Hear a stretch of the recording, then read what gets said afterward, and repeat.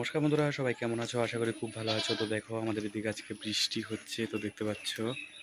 আর দেখো, মাম্পি এই বৃষ্টির মধ্যে রান্না করছে সকাল সকাল। দেখো,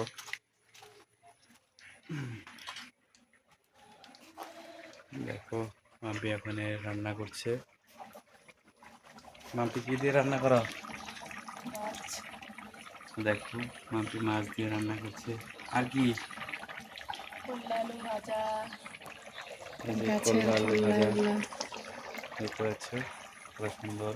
এখানে তরকারিতে রান্নার শব্দ আসছে। দেখো,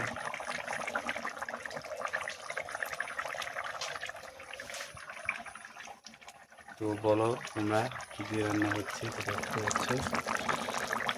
লাইটিং কন্ডিশন ভালো না, তো আমাদের গরিবের ঘর বাড়ি, সেই জন্যে লাইটিংও ভালো দেখা যায় না।